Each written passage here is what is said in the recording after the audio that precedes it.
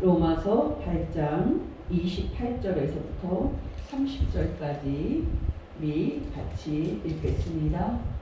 우리가 알거니와 하나님을 사랑하는 자 곧 그의 뜻대로 부르심을 입은 자들에게는 모든 것이 합력하여 선을 이루느니라. 하나님이 미리 아신 자들을 또한 그 아들의 형상을 본받게 하기 위하여 미리 정하셨으니 이는 그로 많은 형제 중에서 맏아들이 되게 하려 하심이니라. 또 미리 정하신 그들을 또한 부르시고 부르신 그들을 또한 의롭다 하시고 의롭다 하신 그들을 또한 영화롭게 하셨느니라. 아멘.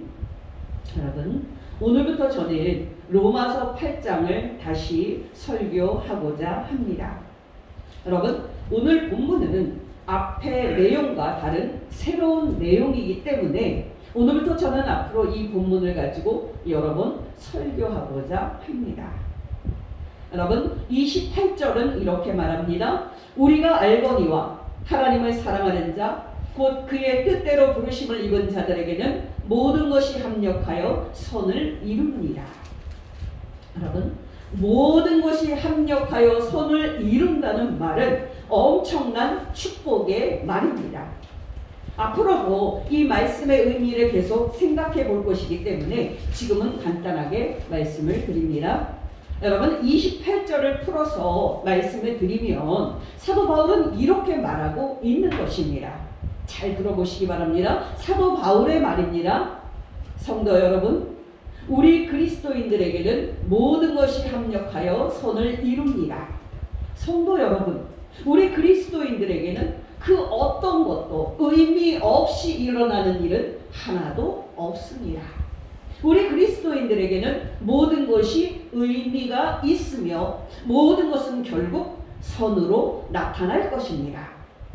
여러분, 좋은 일은 물론이거니와 나쁜 일도, 시련과 환난도, 고난과 질병도, 사고와 실패도, 절망과 죽음까지도 우리에게는 결국 유익한 것으로 나타날 것입니다.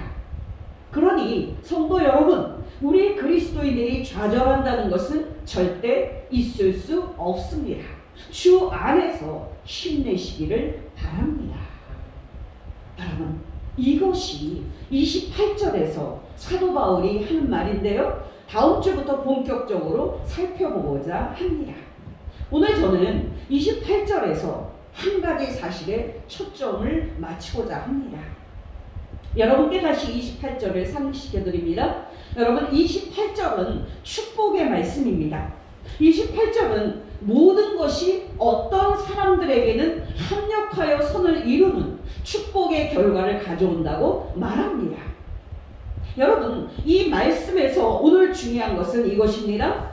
여러분, 모든 것이 합력하여 선을 이루는 그런 축복은 모든 사람에게 해당되지 않는다는 사실입니다.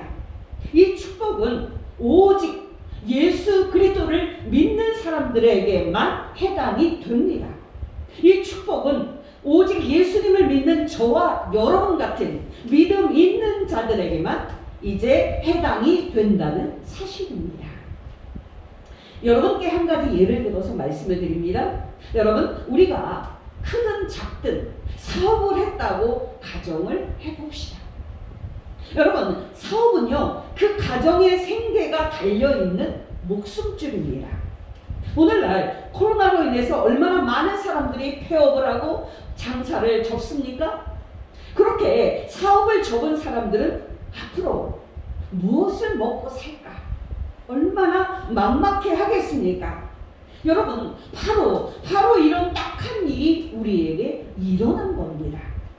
여러분, 여러분에게 이런 딱한 일이 생겼을 때 여러분은 어떻게 반응하시겠습니까?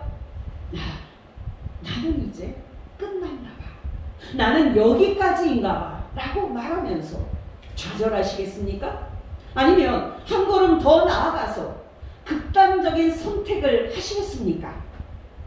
여러분, 기억하시기 바랍니다. 우리에게 이런 딱한 일이 일어난다 해도 우리가 좌절할 필요가 하나도 없다는 사실입니다. 여러분, 왜 그렇습니까? 우리에게는 28절에 기록된 대로 모든 것이 합력하여 선을 이루는 축복으로 되돌아 올 것이기 때문입니다. 여러분, 이건 정말 엄청난 축복입니다. 이거는 정말 엄청난 위로입니다. 여러분 혹시 요즘 일이 잘 됩니까? 잘 안 되고 있습니까? 여러분 삶에는 온통 시련과 환난만 있고 기쁨을 찾을 수 없습니까? 여러분 마음속에 28절을 통해서 하나님께서 주시는 위로가 넘치시기를 예수 이름으로 축원합니다.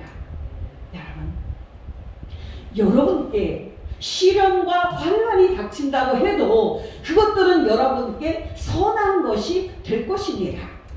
여러분께 질병과 절망이 닥친다고 해도 그것들은 여러분께 유익한 것이 될 것입니다. 그 모든 것이 여러분께 선한 축복이 되도록 하나님은 기필코 만들어 주실 것입니다. 여러분, 험한 세상을 살아가는 우리에게 이 얼마나 큰 위로가 되는 말씀입니까? 여러분, 바로 이런 축복이 해당되는 사람이 예수 믿는 저와 여러분이라고 28절은 말하고 있는 것입니다. 여러분이 이 축복의 말씀을 마음에 새기고 모든 상황 속에서 하나님을 믿고 신뢰함으로 전진하는 복된 성도 되시기를 예수 이름으로 축원합니다.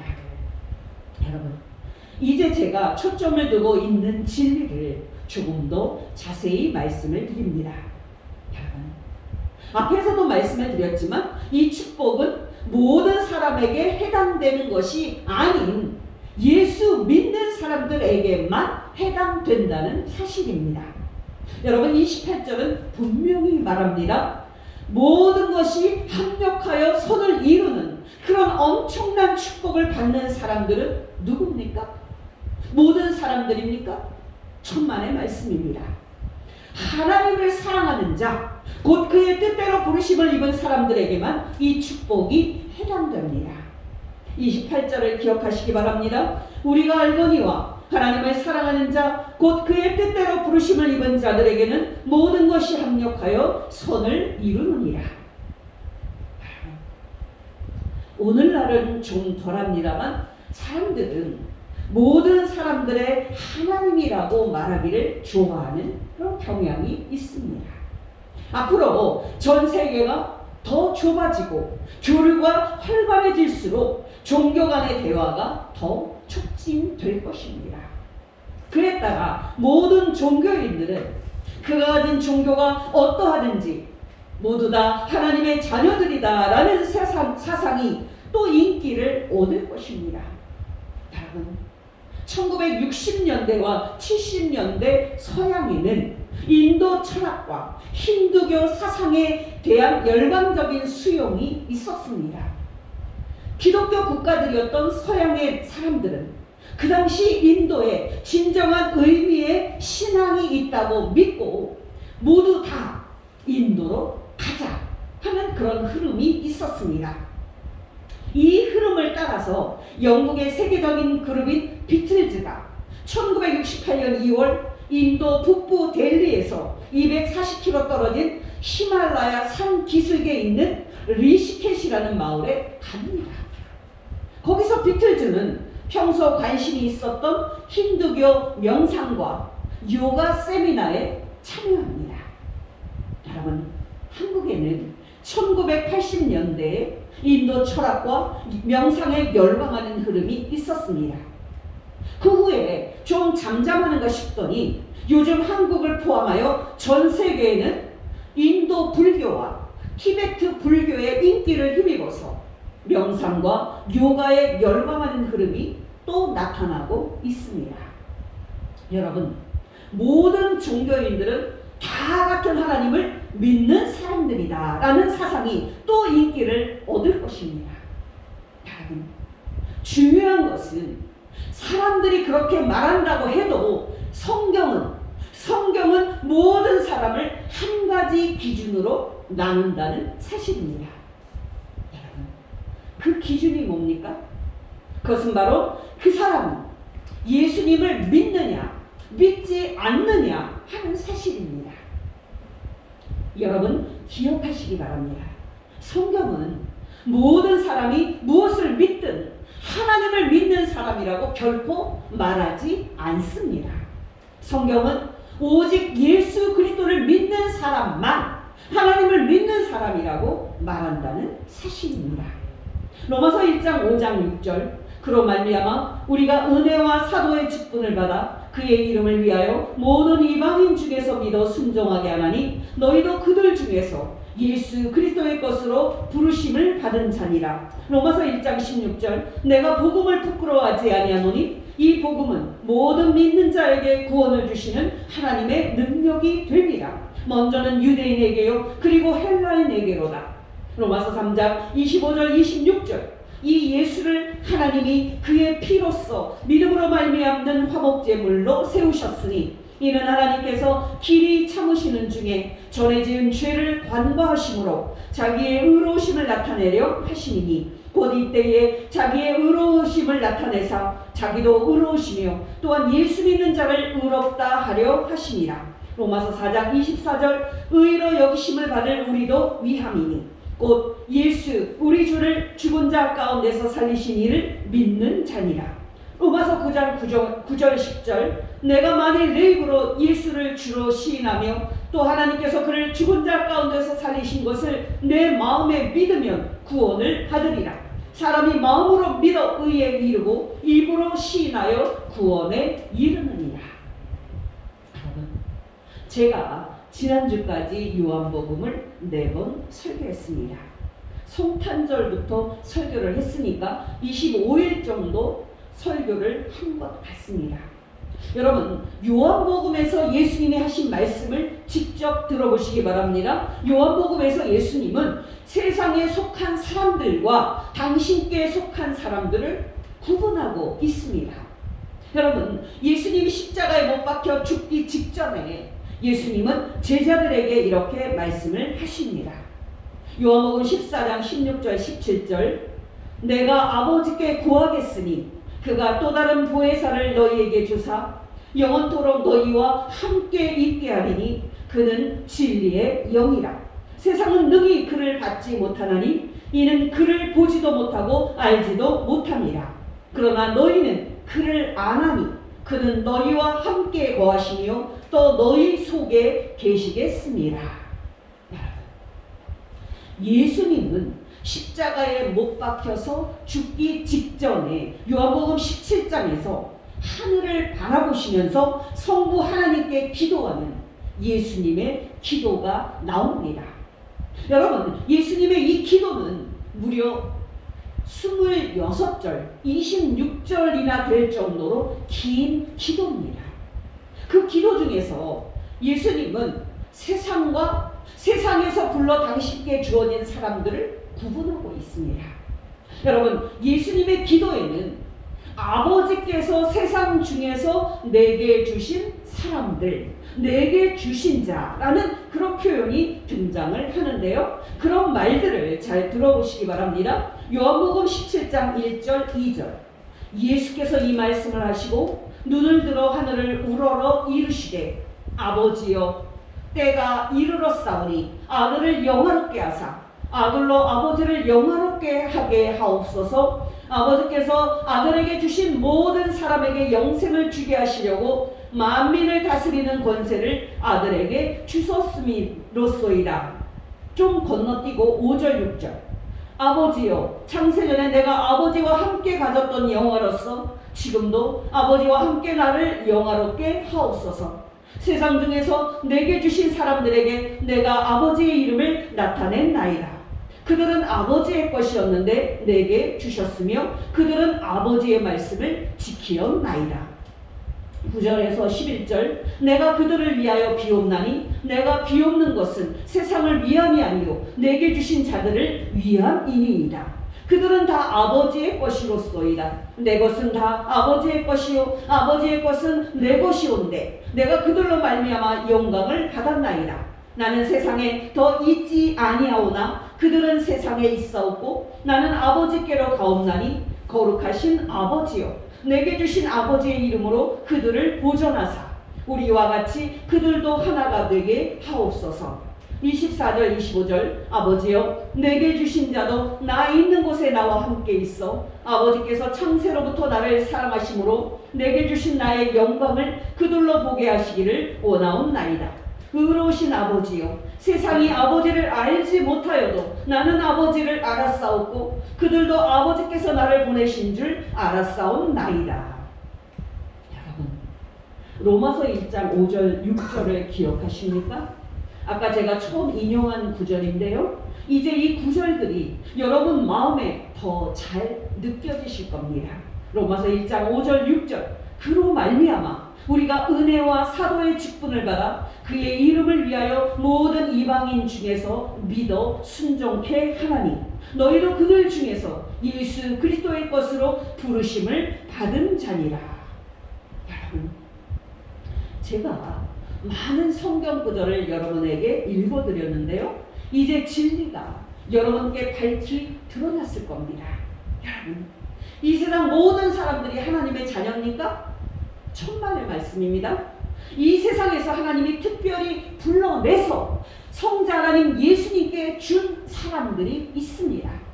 이 세상 사람들 중에서 하나님이 특별히 불러내서 아들 하나님 예수님께 준 사람들이 있습니다. 여러분, 그 사람들이 바로 저와 여러분입니다. 이 세상에서 부름받아 예수 그리스도의 것이 된 사람들이 바로 저와 여러분입니다. 물론 모든 나라에서 예수 그리스도를 믿는 모든 그리스도인들도 여기에 다 포함이 됩니다. 그러나 여러분, 이 세상 모든 사람은 아닙니다. 오직 예수 그리스도를 믿는 사람들만 하나님의 아들들입니다. 오직 예수 그리스도를 믿는 사람들만 장차 천국에 들어갈 자들입니다. 오직 예수 그리스도를 믿는 자들에게만 모든 것이 합력하여 선을 이룬다는 이 축복이 해당이 되는 것입니다.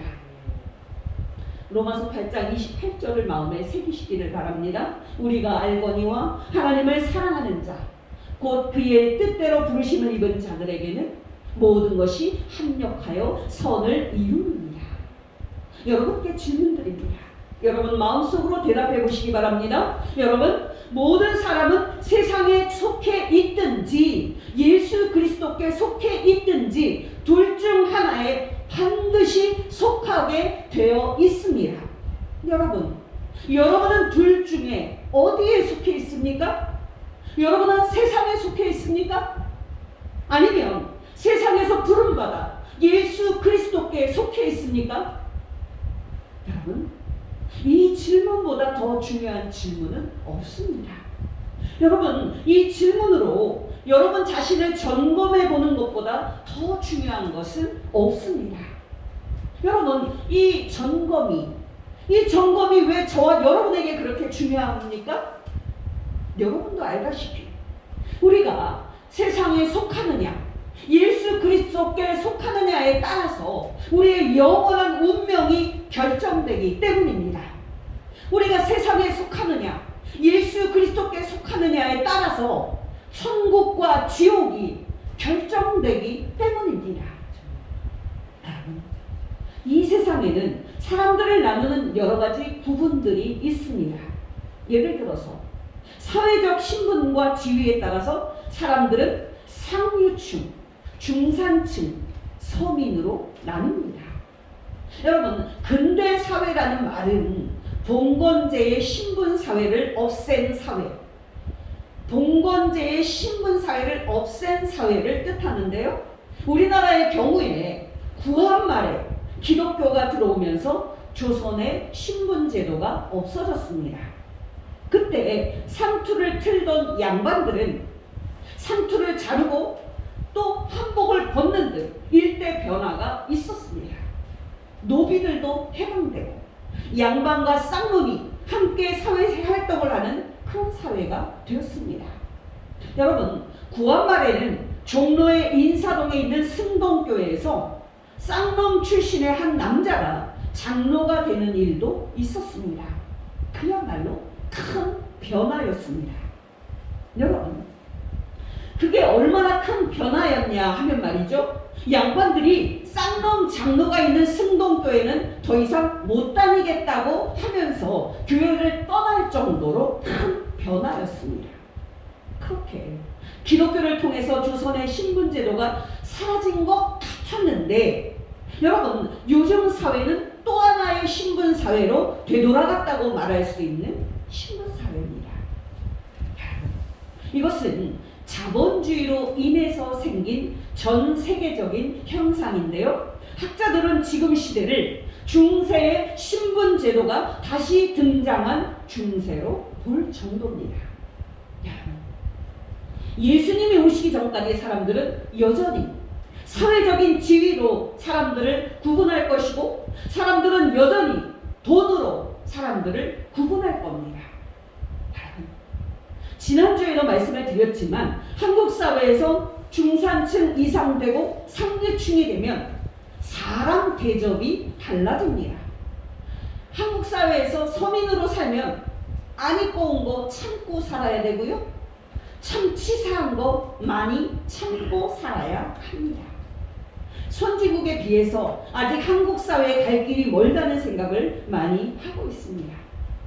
근데 여러분, 기억하시기 바랍니다.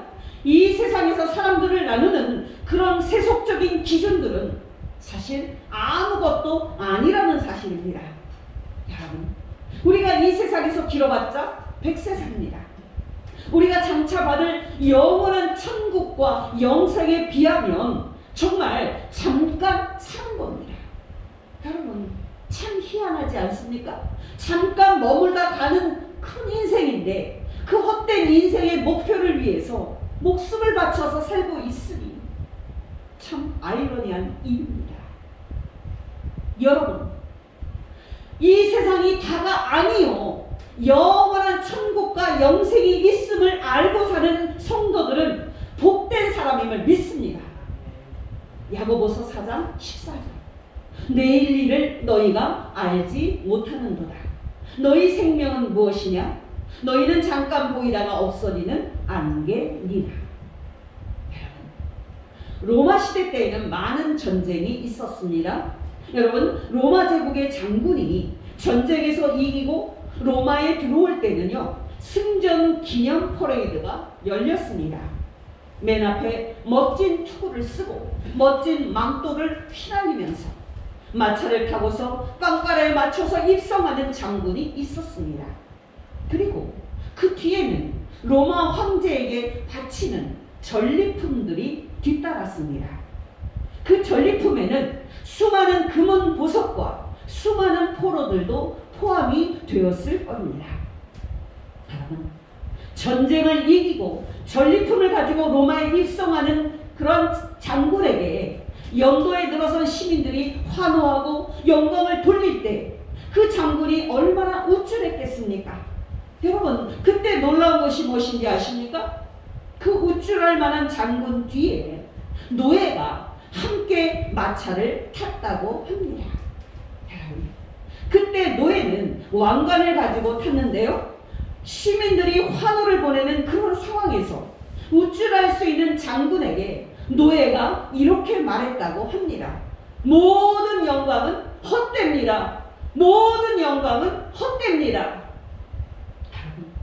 이것이 로마가 전 세계적인 제국을 만든 정신이었습니다. 이 말을 들은 장군이 그때 얼마나 정신을 차리고 자신을 얼마나 바르게 지킬 수 있었겠습니까? 여러분, 저는 이것을 이렇게 바꾸어서 말하고 싶습니다. 여러분, 우리 그리스도인들에게는 이 세상에서 믿음이 식어갈 때 이런 말씀들이 우리 귀에 쟁쟁하게 울려 퍼지도록 해야 합니다. 로마서 8장 18절. 생각하건대 현재의 고난은 장차 우리에게 나타날 영광과 비교할 수 없도다. 요한계시록 14장 13절.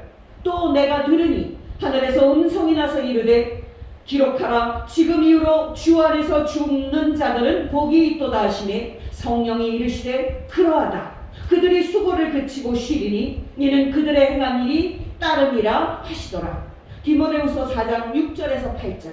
전제와 같이 내가 벌써 부어지고 나의 떠날 시각이 가까웠도다. 나는 선한 싸움을 마치고 나의 달려갈 길을 마치고 믿음을 지켰으니 이제 후로는 나를 위하여 의의 면류관이 예비되었으므로 주 곧 의로우신 재판장이 그날에 내게 주실 것이며 내게만 아니라 주의 나타나심을 사모하는 모든 자에게도니라. 누가복음 23장 42절 43절.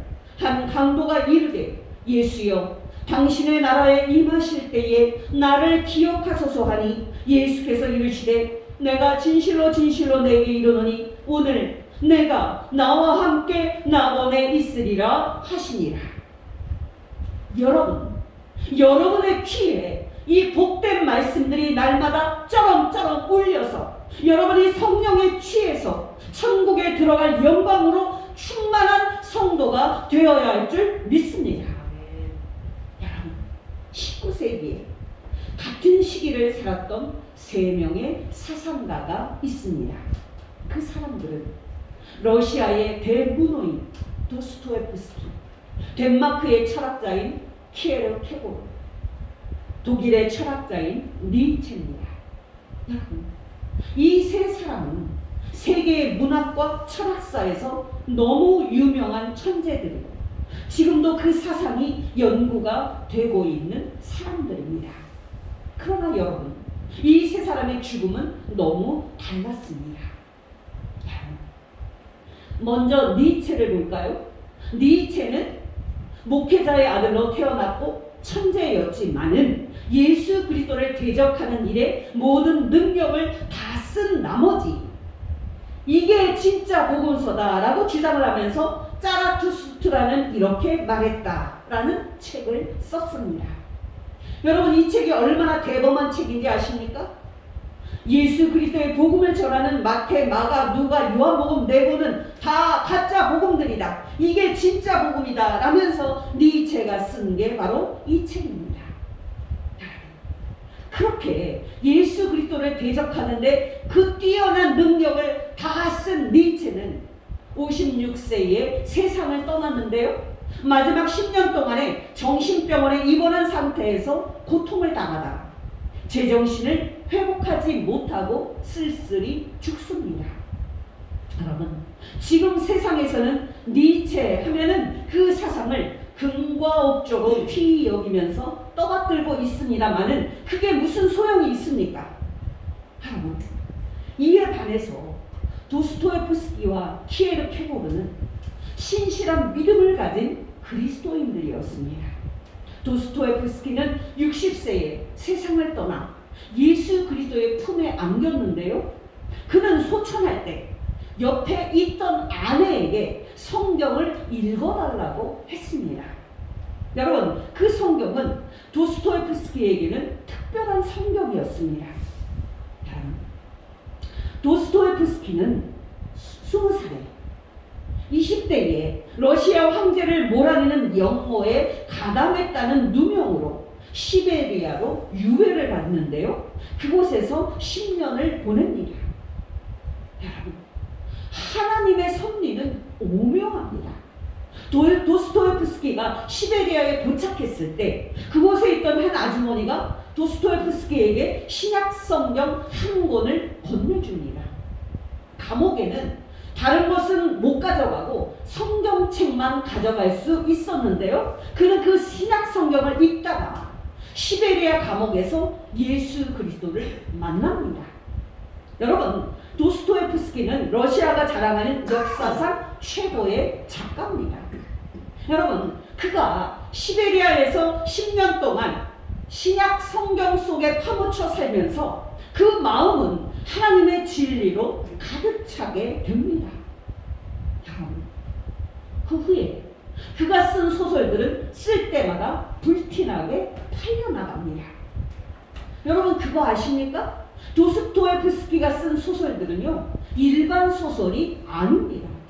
그것들은 소설의 이야기로 풀어쓴 예수 그리스도께서 구주임을 증거하는 신앙 소설들입니다. 도스토옙스키의 소설들을 통해서 오늘도 얼마나 많은 사람들이 예수 그리스도를 만나는지 모릅니다. 바로 그가 소천할 때 아내에게 읽어달라고 한 책이 바로 그가 시베리아 감옥에 있을 때 예수님을 만났던 신약 성경이었습니다. 예수님의 품에 안길 때에 성경을 읽어달라고 말하는 성도는 얼마나 축복받은 사람입니까?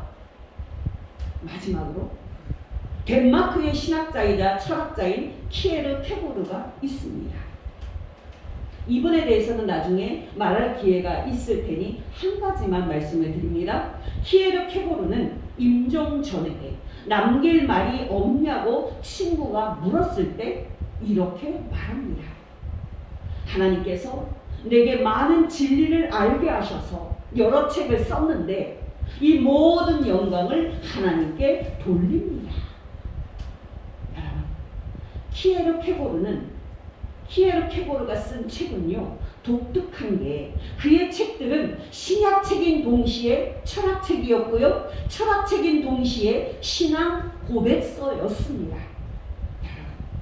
키에르 케고르와 같이 우리도 임종 직전에 하나님께 모든 영광을 돌린다고 말할 수 있다면 그 얼마나 행복한 사람들이겠습니까? 여러분께 권면드립니다. 여러분도 신실한 그리스도인들로서 살다가 예수님 품에 안긴 도스토옙스키와 키에르 케고르처럼 여러분도 예수 믿는 그리스도인으로 살다가 죽을 때 예수님 품에 안기는 복된 성도 되시기를 예수 이름으로 축원합니다. 빛나고 높은 보좌와 그 위에 앉으신 주 예수 얼굴 영광이 해같이 빛나네.